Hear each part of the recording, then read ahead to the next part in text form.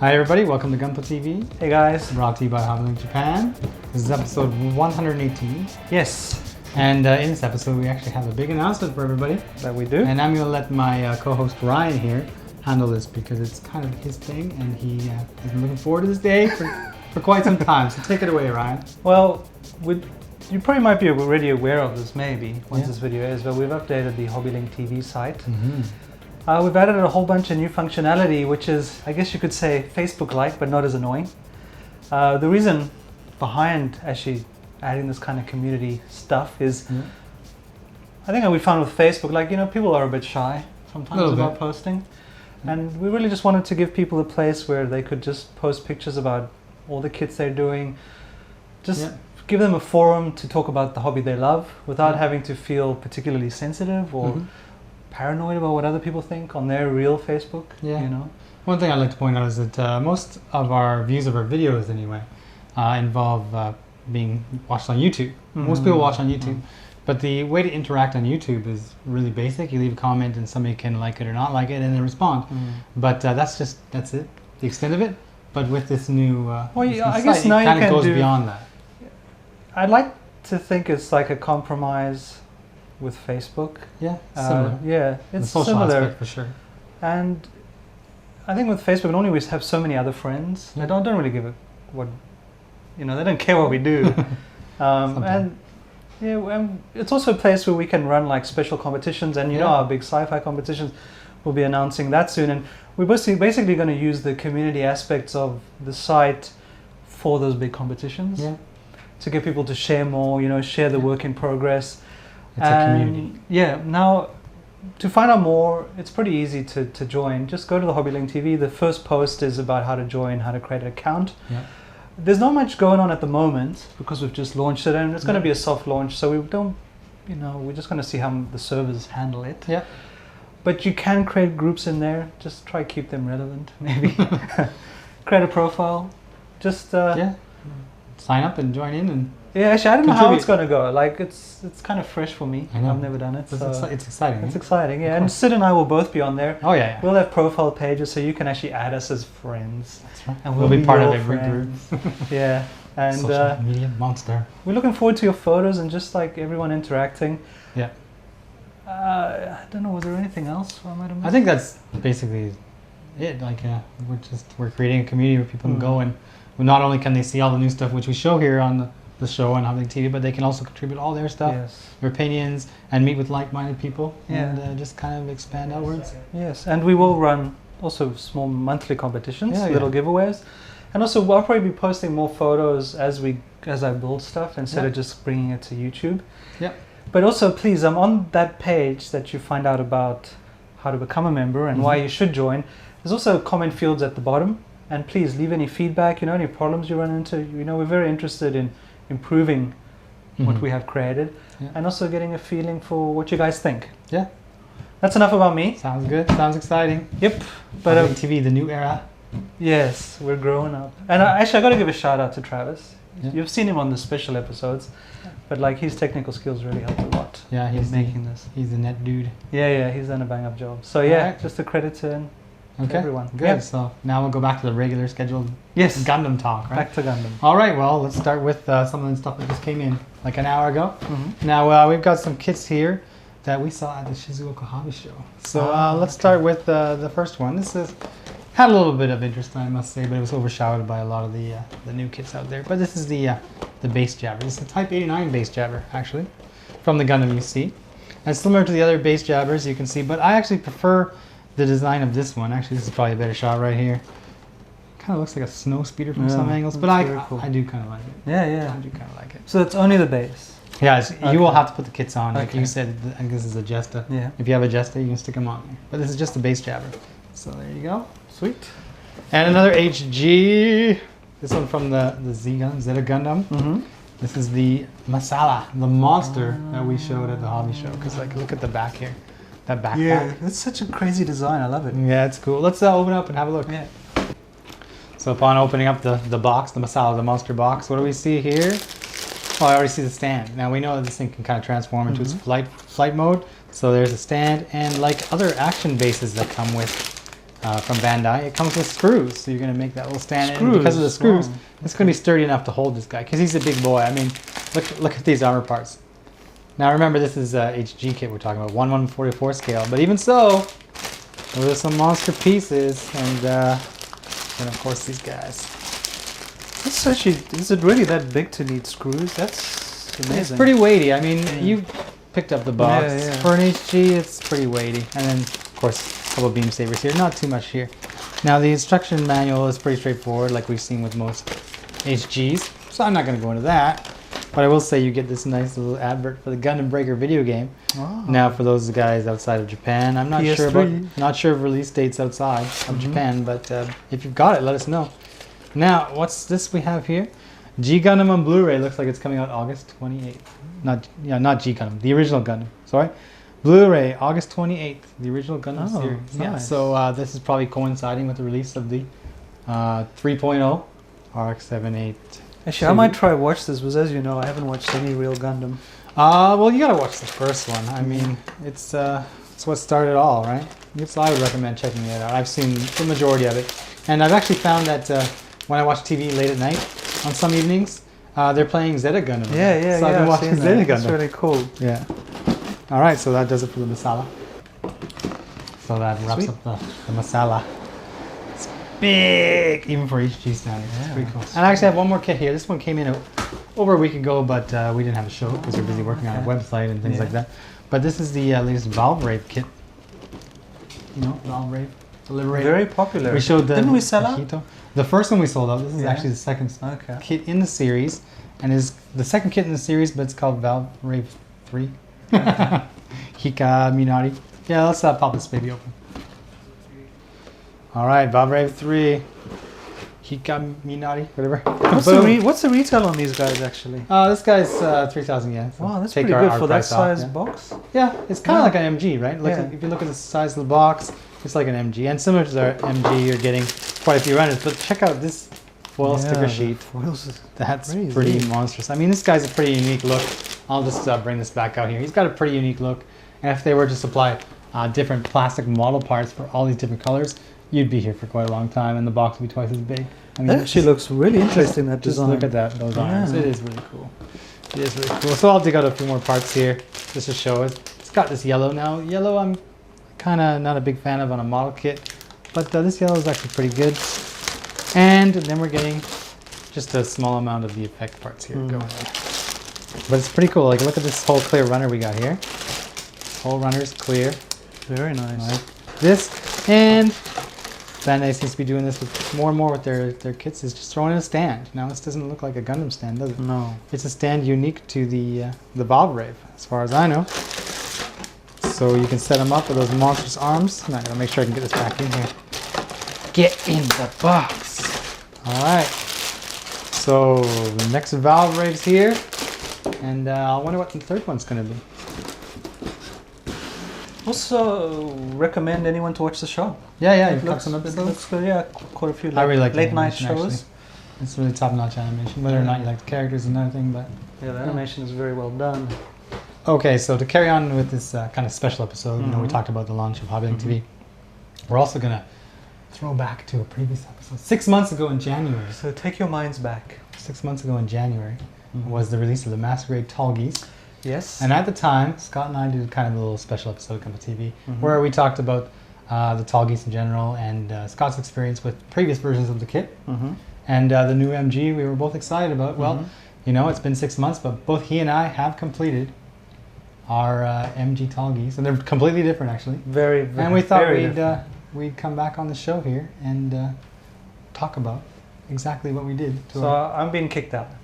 To our Tallgeese, that's fine. Yeah. So I gotta go, I guess. Yeah. Could you actually go and call Scott in here, please? Yeah, I'll go get him. All right, cool. All right, so as you can see, Scott's in the studio with us here. How you doing, Sid? We've got our completed Tallgeese. I'm great, and I'm really excited to see now you finished your Tallgeese 1. I don't want to get too philosophical here, but for me, completing something, I mean, actually totally completing something is a joyous moment that maybe only occurs once or twice a year. It's the culmination of a lot of work. Yeah. I agree. So yeah, actually being done at all is just, wow. I'm so happy.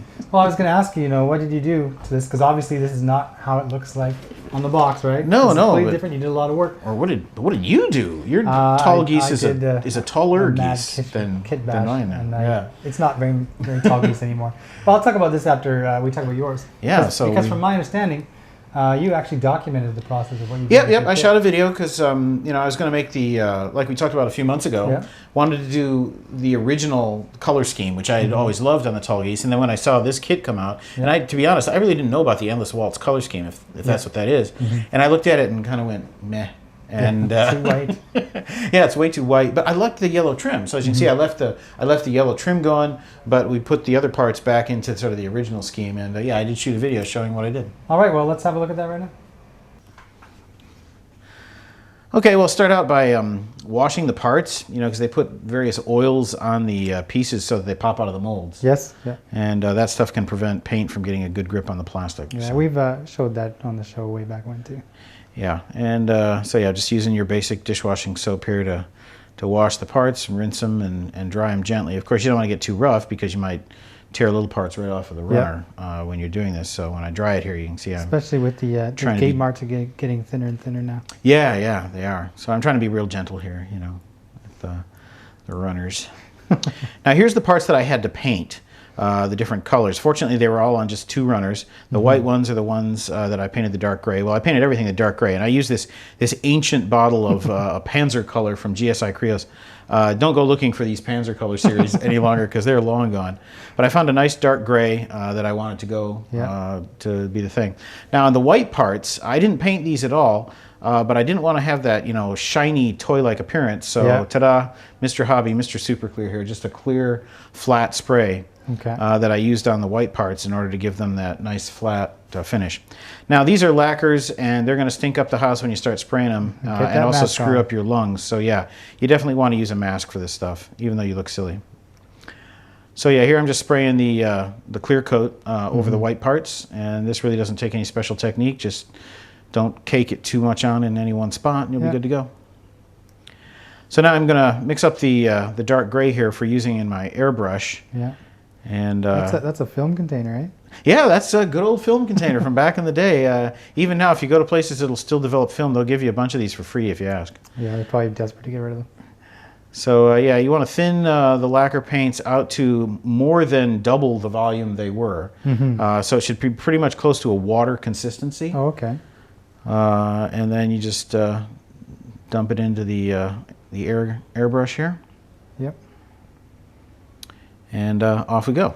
You're only painting a couple of runners, so I don't expect you need to mix a bunch of it. Right. No, it wasn't that much. Although I did have to do a couple of coats because I was going over white with a dark color, and that made it a little bit difficult to get good coverage with a single coat. So I think I did 2.5 coats on the white runner, but the darker runner was actually pretty easy to get.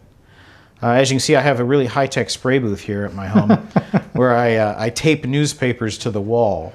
Okay.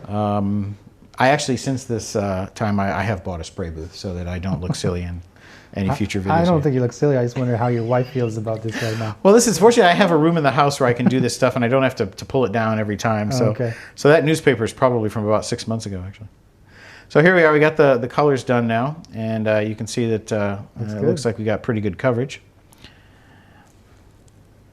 And as I mentioned, on the darker runner, you don't have to get quite as crazy caking the paint on to get good coverage and change the color of the parts. This was like a funky blue.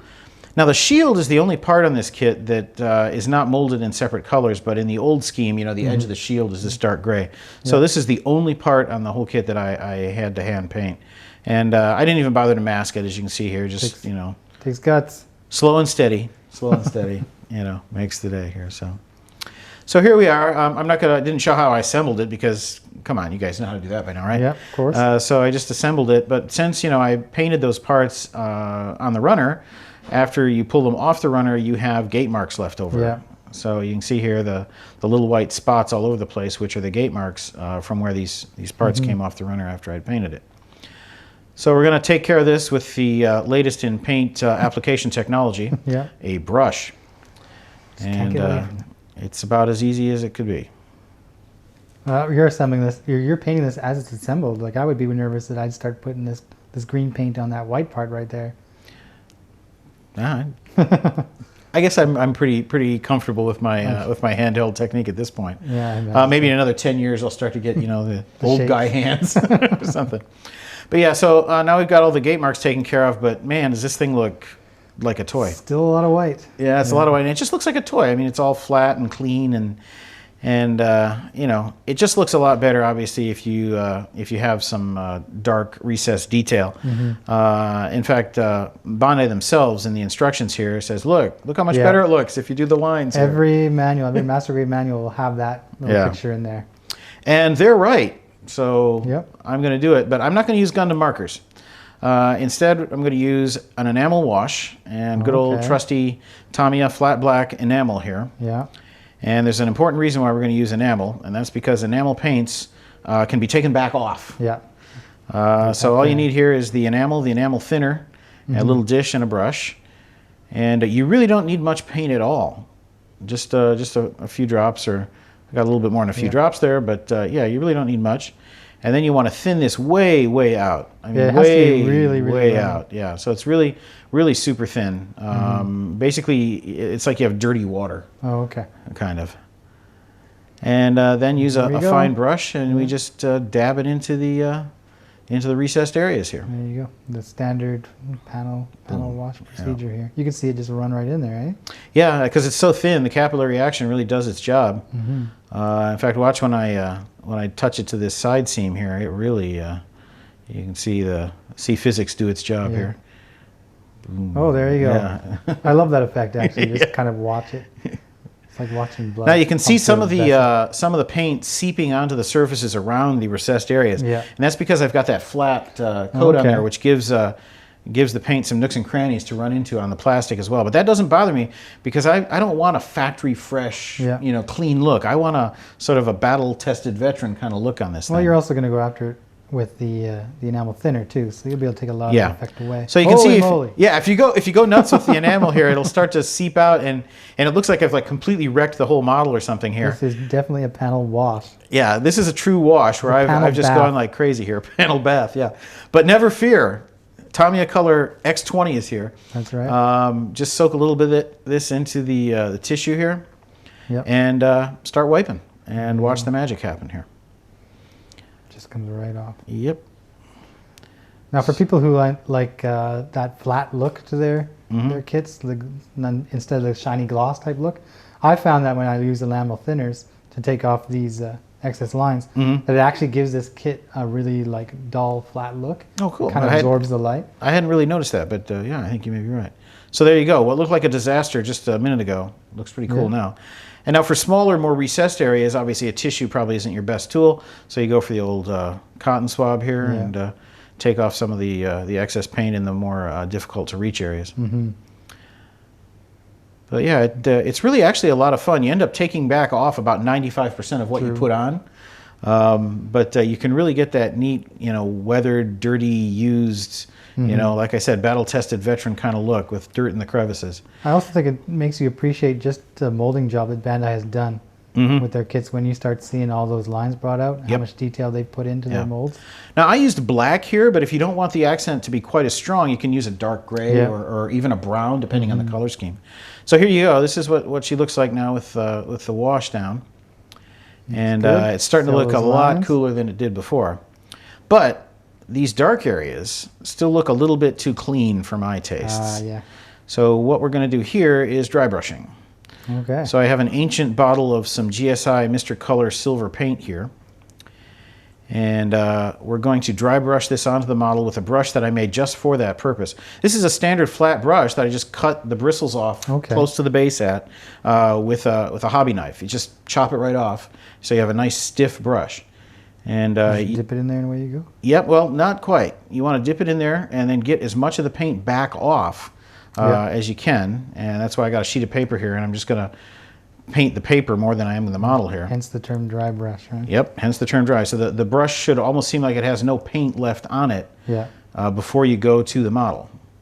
And then if you take that stiff brush with almost nothing left on it and just kind of lightly whack it up against the raised edges of the kit, then you start to get this neat sort of faded, sort of weathered effect on the ridges. And it's actually a lot of fun to do this. I really like doing this, and it's really, really easy. I think it's a really easy, as you said, thing to do, but it definitely adds like that effect. Yeah. It's a real machine kind of thing. It's Yeah, been exactly. exposed to the elements. Yep, exactly. Especially when you see silver peeking through, you know, Yeah. it looks like it's, you know, some kind of piece of steel that had Yeah. primer on it, you know, that's sitting here. So I'm doing, you know, the various exposed surfaces here, knee joints and stuff. And one of the areas that's really good for this kind of thing is the gun. Because the gun being handled all the time can get beat up really bad. I could have gone a little bit more crazy than I did, but yeah, I just had a lot of fun going for the ridges on the gun here to give it a nice weathered appearance. Now this gun, this hasn't been painted at all. It's just that enamel wash and dry brushing, and it takes it from a plastic toy-like appearance to a really cool metallic appearance. And it's really a great effect for not a lot of work. True. So there we go. That's good. And the shield you did as well, or you just left out? Yep. And now we put it all together. Put the stickers and the dry transfers on, which only took about an hour on this kit. And voila. Now these stickers that come with the Tallgeese, they're more than Bandai's new realistic decal type sticker. What do you think of them? I thought they were great. Yeah? They were great. You can't, you know, there are backings around almost all of these, but you can't really see them at all. I mean, if you get it right under your nose and stare at them, you can find them. Yeah. But they really blend into the background great, and I was very happy with the final appearance. So there you go. Yeah. I think Bandai's done a good job with their new stuff. My 2013 masterpiece. There you go. Well, Scott, thanks for that video. It was really informative. You know, I'll admit, I hate having to shoot video when I'm building a kit because it takes a little bit of the fun out of just, you know, the pure joy of modeling. Yeah. But, you know, when you think that you get to share it with everybody, you know, then it makes it worth it. Yeah, I'm really happy with it. You know, I haven't actually taken paint to a Gundam kit in a few years. Yeah. And I'm really super happy with how my Tallgeese came out. There's one thing that I wasn't super happy about that actually I've learned a lesson and I will be able to use in the future. Hopefully you will too. You saw how in the video I use enamel thinner to take off the excess enamel. Yeah. Well, it turns out, according to some, you know, unconfirmed but probably true stories on the internet, that enamel thinner, if it sits on the styrene plastic for too long, it can soften up the plastic a little bit. Okay. And I was wondering what was happening because in 2 or 3 locations on the kit, after I started doing the enamel thinner bit, I had these sort of stress fractures occur. I noticed a couple of on some of the parts. cracks. Like, I don't know if you can see it here, but like this little piece here's got like a crack running up the top of it, and there's a spot on on the shoulder armor here, where right at this corner, right here, there's like a little stress crack running in there. And you know, I'd never had that happen with a Bandai kit before because they're usually engineered, you know, to incredible standards. But then I'd heard from somebody else at HobbyLink that that can soften the plastic. So if you are going to use the enamel thinner to do a wash like I did on this kit, you want to use it sparingly and don't let parts like soak in it for long periods of time. Get it on and get it back off, and you should be okay. Well, I noticed in the video when you were doing yours, you actually did the whole kit as complete. Like you didn't take it apart and do a leg at a time and an arm at a time. No, You had the whole kit out and you were working on it.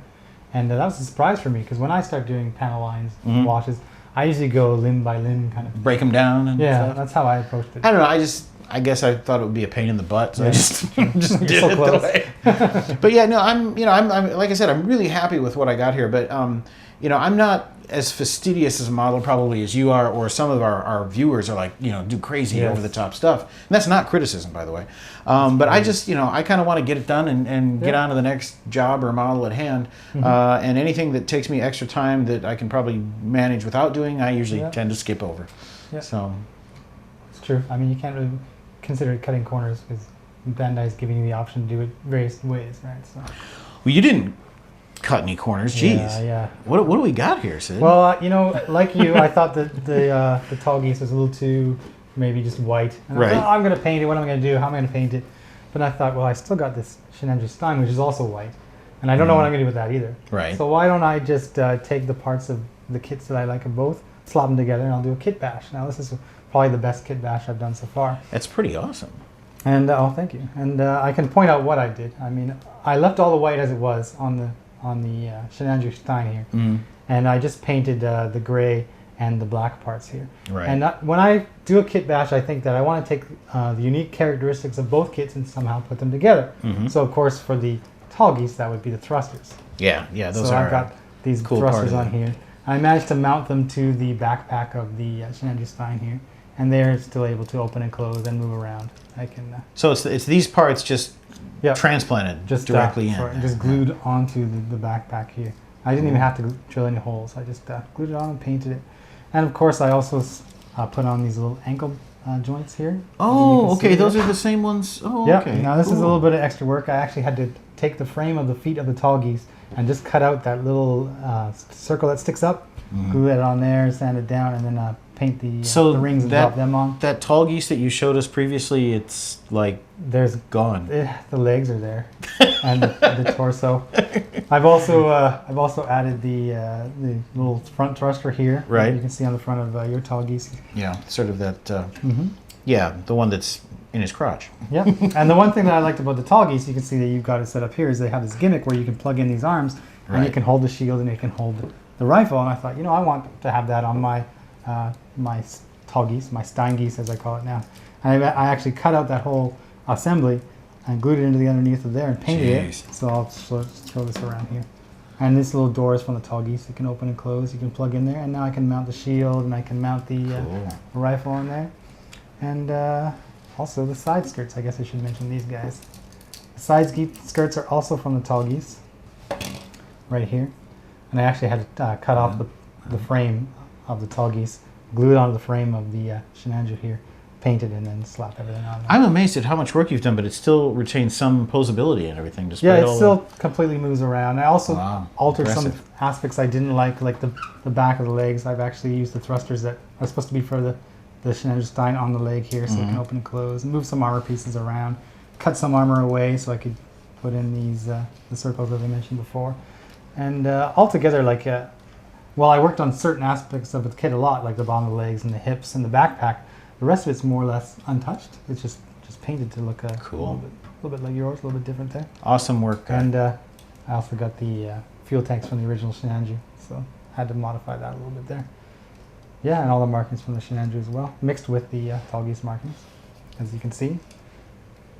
And the Steingeese, you have the Steingeese, and the one and only Steingeese. The crowning achievement, I guess you could say, is I managed to slap this Spartan head on there with this little tiny end part here was actually from the original Shenandoah. I had to cut that away, glue it on there, sand it down.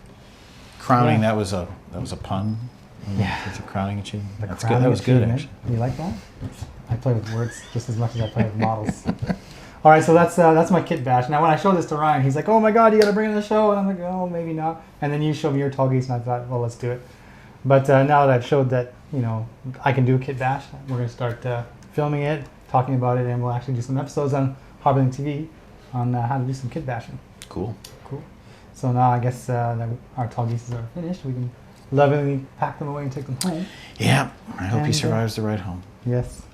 And we'll get back to the normal stuff. I'll have to get Ryan back in here. So thank you for coming on. My pleasure. And I'd like to do it again because that means I've actually gotten something done. All right. Well, you pick the model kit and we'll do it again. Right. All right.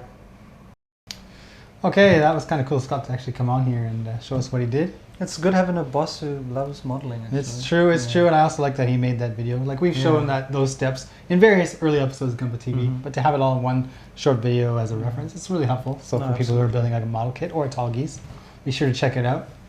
And I actually want to... Oh, and check out the photos. Scott's taking some incredible photos too. Now, before we get to the comments, I kind of want to bring out a new character on the show here. I was kind of playing around with this guy. I built this guy like 3 years ago or whatever. Anyway, this guy is going to stay in this pose, and I'm going to refer to him as Facepalm Gundam. So if we make a mistake on the show... Or anyone else does. Somebody catches something like this, well, we'll bring out Facepalm Gundam. And I just got to say, Facepalm Gundam is kind of relevant right now. Oh, yeah, absolutely. This week, we're filming this. E3 is happening. Now, we're both big gamers. Absolutely. And we love it. And we saw the reveal for the Xbox One. We saw the reveal for the PlayStation 4. And now I just got to say that Facepalm Gundam would like to comment on Xbox's presentation. Hey, sir, the Xbox 360 is offline. Yeah, if you want to play offline, play the 360. Stay on the Isn't that what the big guy said? Yeah. I don't know how you feel about that. Microsoft gets our first Facepalm award. I've never actually been into the Xbox games because most of the games I play come out on the Sony anyway, and I live in Japan. But after that presentation, I gotta say, what were you thinking, Xbox? Sony's kicking it out the park. I mean, I'm a PC gamer, but I must say the PS4 is looking pretty attractive. Looking good. So, recipient of our first ever Facepalm Gundam acknowledgement might go to the people over in charge of Xbox One. All right. Yeah. Okay. So let's get back to the real comments Yeah. here. I'm sure we'll generate a few with that and a Yeah. face palm there. That's a good question. Like, what do you guys prefer? Yeah, Maybe you're all Wii of our, fans, Wii I U think fans. a lot of our viewers are North American, so maybe a large majority of them have the Xbox 360. But after seeing the presentation and the difference in the systems, will they be changing? I know I would if I was an Xbox guy. It's such a change from the PS3, which was like $800. Yeah, You know? it was massive when it Yeah. launched, but that's because they had created this whole new technology to run that. Now they're basically just using computer points, which cut down on the costs. So yeah, I'm excited. I mean, I'm excited for Battlefield 4. But anyway, let's get back to this. Comments. Cynthia Primus 1981. Cynthia Primus? Cynthia. Love the show. Do you guys know if there is any new perfect grades on the way? I would love to see Destiny Gundam done in PG. I have no idea if there's any perfect grades on the way. Usually they announce them prior to the Tokyo show and the Gunpla Expo, so that at the end of the year they'll be released. This year I think we might see the Sasabi that people have mentioned, but now the yen has dropped and Bandai's kind of ramping up on the bigger kits. I would not be surprised to see a perfect grade in the future, but the question is, what would Bandai do? Because Bandai now is showing that it can make, something this small, the only RG, look like a perfect grade. It can make an MG use LEDs like a perfect grade does. So Bandai would have to up their game, I think, if they want to reintroduce us to the perfect grade line. Actually, we should talk about PG for a while because I'm still building my PG. Yes, and I'm also. And Sid is also building a PG. So More next on that later. week, we'll actually talk about the PGs we're building. Yeah. I've done the two legs and the lower torso. I think Sid is probably Got half a around the leg. same place. So we'll actually go over the differences between, what are you building? I'm building the PG Astray Red Frame. And I'm building the GPO1, if you don't know. Yeah. So if you're into PG or want a PG, Yeah. this is the time to watch us. Yeah, we'll talk about it again. Yeah. And PG is awesome. start drumming up speculation for the new one. Yeah. I'm sure Bandai hasn't abandoned the line. I'm sure there's going to No be something. way. It's just a matter of what they decide to do and how they go about doing it. I'm in love with PG. I think it might be better than my favorite grade, which The is mega size. which is mega size. I'm sorry to say. Even after my I'm rant not, last I'm week. not sorry to say. Ryan, are you recanting your rant from last No, week? I do not recant my rant. I still stand by everything I said. Because maybe. Don't give me a face plant. Keep him away from me. All right. Okay, next, multi-heart. Dear Sid and Ryan, can you describe what it would be like without plastic model kits in the whole entire world? Also, I'm a big fan of your show since the start. I hope you... Hope you read this comment. yeah, keep up the good work. I'll try. The biggest fan, smiley. I think that's supposed to be like a heart or something. I wouldn't say What that. would it be like without any plastic models? Well, because we probably wouldn't know what we were lacking. Maybe we'd be building stone Well, here's models. the question. If plastic models had never been invented, we wouldn't know about them. So we wouldn't feel any kind of loss. The ignorance is bliss kind of theory. However, Actually, if the scenario is involved, like all of a sudden all plastic models on the earth are wiped out, maybe because we don't have enough petroleum anymore, we need for our cars, and we knew what we were not getting, we would have cardboard model kits or paper model. we would go back to stacking mache. rocks like lots Yeah. of cultures have done. Why, like in Africa, we used to make cars out of Coke cans and wires. Yeah, You know? So yeah. we'll find a way. And there's always alcohol. We in no way condone drinking. Next. Ace MMA 11. Hey guys, love the show. Been watching since episode 50. So I think he started watching when I joined. Yeah, Maybe. it might be around that time. I have a question about painting. I painted up my MG Strike Freedom's armor and the paint didn't turn out like I wanted it to. So is there a way I can take the paint off or do I just paint over it? You can paint over it, or you can sand it down to remove the paint, but that can be a time-consuming process. What about prime? Like just Oh, you can re-prime? prime over it, but the thing is, like, if your paint has gone on, like maybe if the issue is the color, then maybe you can just do another load of primer and then paint again. If the issue is that it didn't go on smooth, there's some lumps, there's some bubbles, well, you're gonna have to get in there and sand that.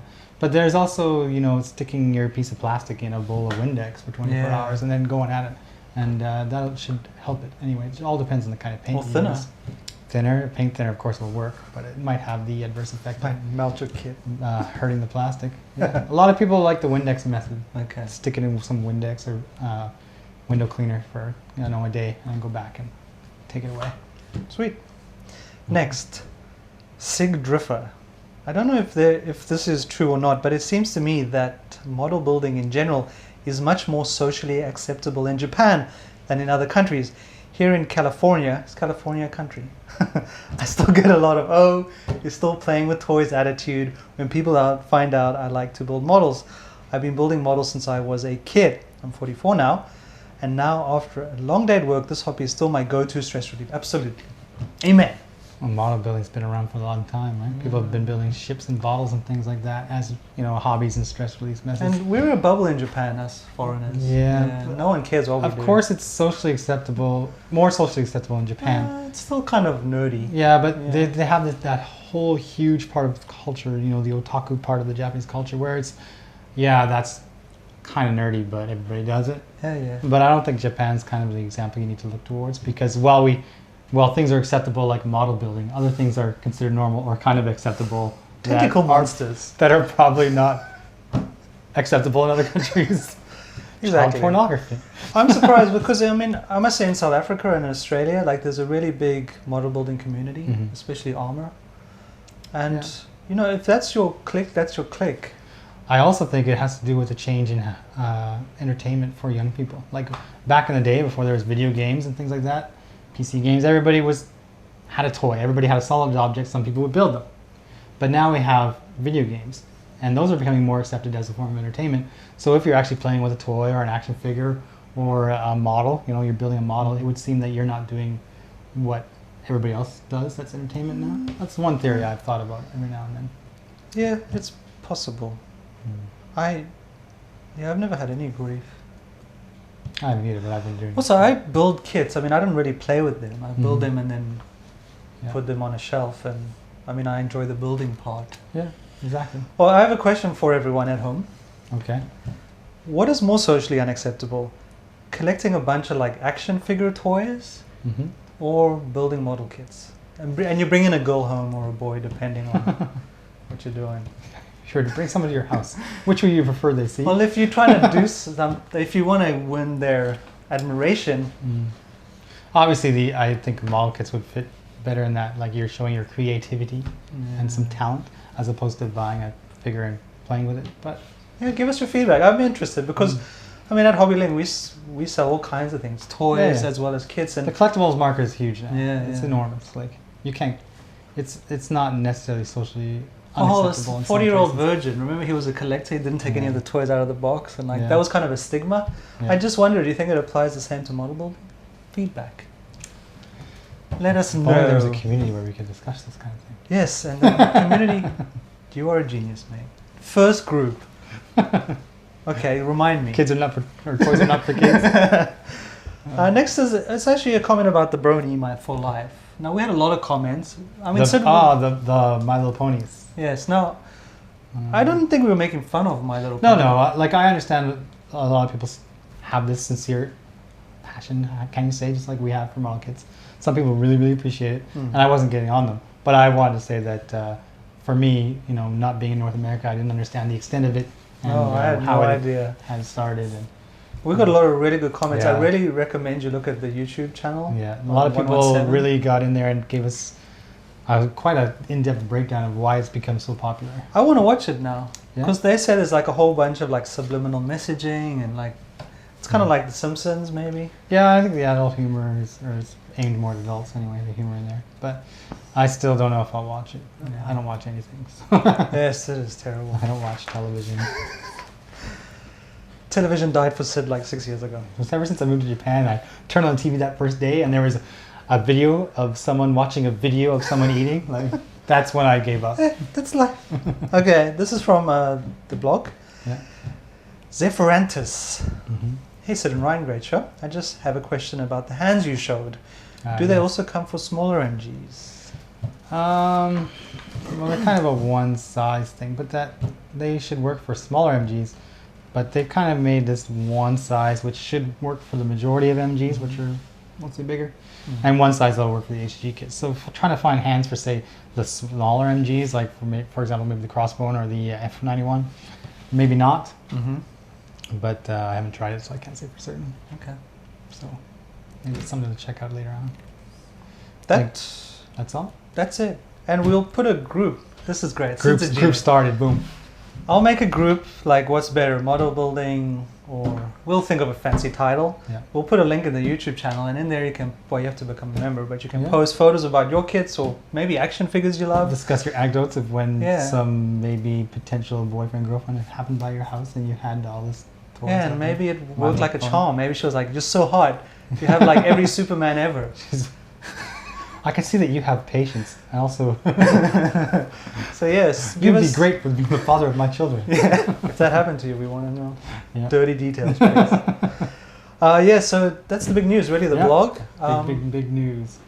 anything Towards the end of the month, we're going to start to see the bigger kits, of course. Mhm. The Master Grade H2 Double Bolt comes out. Mhm. And then July is the big one. So we get the RGs and stuff like that. So look forward to more stuff. I've actually started on the Scope Dog as well, Ah, yes. which I hope to bring on the show here once everything is calmed down after Mhm. all the HobbyLink.tv new stuff that we've just done. And expect PG, And more PG. more PG. And I'm PG pretty times quick 2. this time, so All right. it won't take a year. Okay, so everybody, I hope you keep watching and join in on the HobbyLink TV community. And we'll see And you feedback. soon. Yeah, and feedback. Yeah. Yeah. And we'll see you later. Cheers.